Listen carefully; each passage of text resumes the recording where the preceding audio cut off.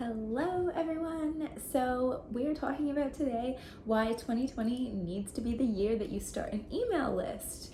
There's a saying that the best time to start an email list was 10 years ago and the second best time is now. And that's probably actually not a saying at all, but it's true because I think sometimes when we're caught, like as business owners, I think we can get really caught up in like the vanity metrics of being like, I need a really big Instagram following, I need a big Facebook following, I need this many people liking me, like whatever.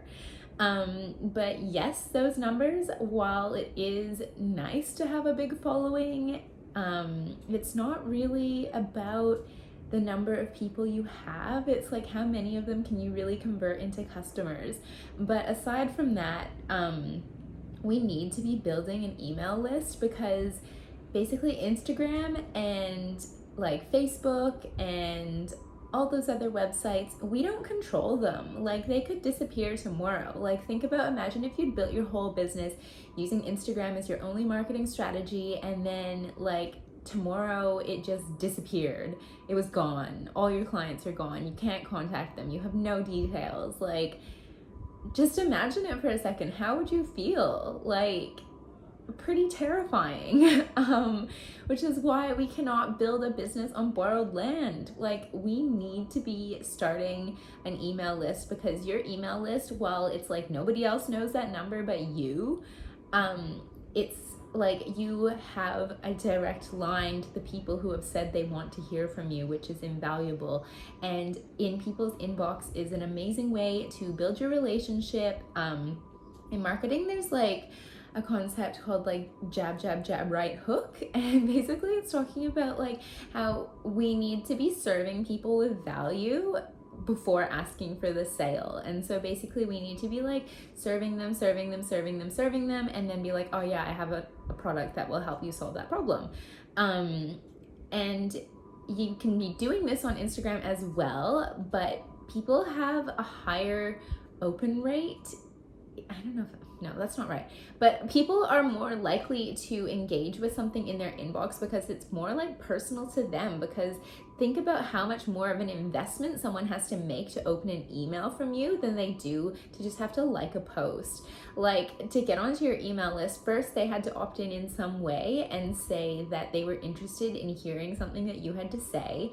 And it is not illegal to add people to your email list without their consent. So I would really discourage from doing that because nobody likes being sent emails on an emailing list that they didn't subscribe to. Like I don't even want some of the ones that I did sign up to. So like don't go around adding people you know to your email list. This is really like bad behavior and like bad practices, and you don't want to do that. You only want people on your list that want to be there. Like in any relationship, you both have to want to be there. But email lists have such a higher trust factor than just scrolling through Instagram, and it's a chance for you to write longer posts and nurture your ideal client. So it's like no marketing strategy is really like a quick like shortcut. Like I think in business, like we need to stop looking for shortcuts to success, or like with everything in life, like there is no shortcut. You just have to put in the work and take the time to do it. But building an email list is like people buy more from emails than they do from like an Instagram post, say.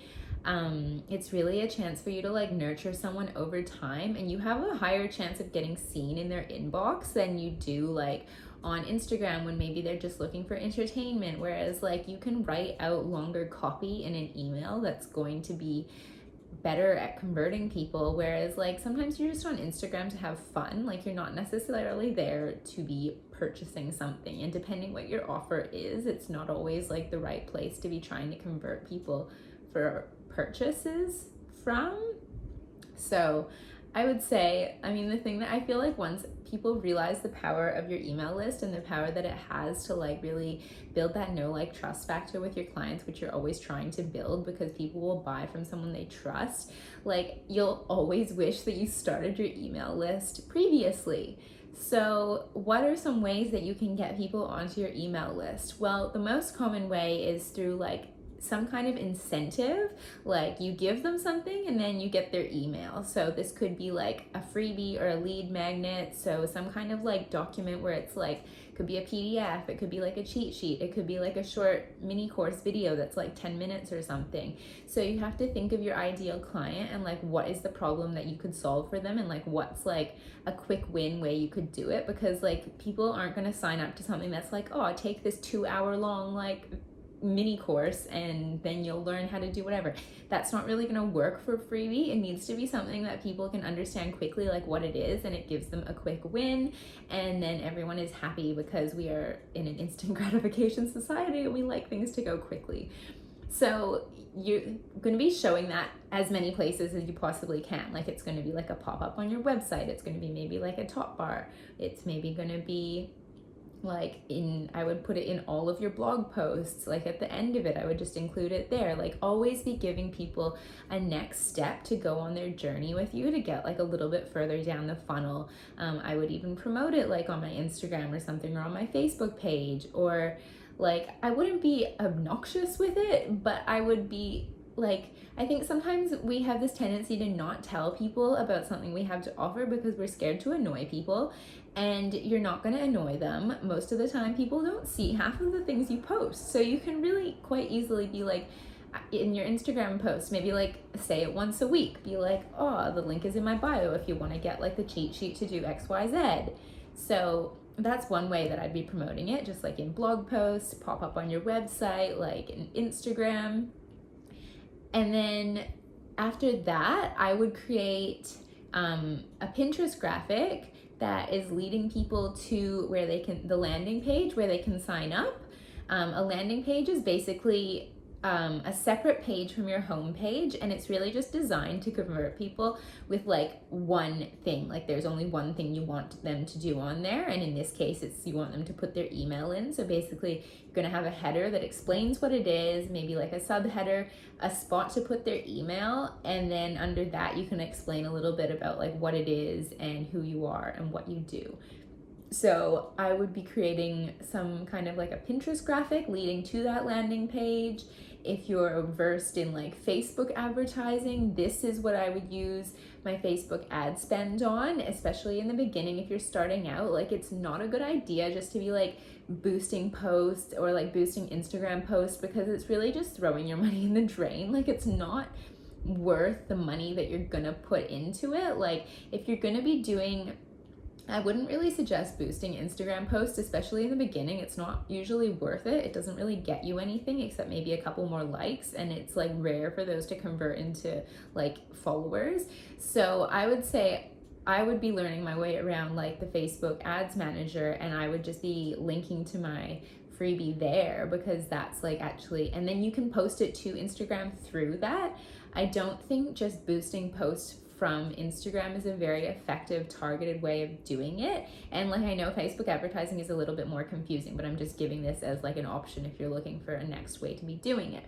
So those are the two ways that I would be getting my freebie out there. I would talk about it like honestly wherever you can. Most of the times like people need to be told quite a few times that something exists before they're going to go and sign up on it. But if your freebie is good and it is valuable content and it is something that people want to know, they will sign up on it. So I would encourage you to start thinking about building an email list in 2020, or even you can start now if you want to. You've got a couple more days left this year. And MailChimp is a great place to start. If you are just starting out, it's easy to use, it's basic, but it has what you need to get started. And I really just think the most important thing is like constant movement forwards, instead of being like, oh, that sounds too difficult to like start using Infusionsoft or something. Say, don't. Like at the beginning, just start using something simple, just have that one freebie, just have like the one list and just start there. So if you have any questions, send me a DM and I will talk to you later.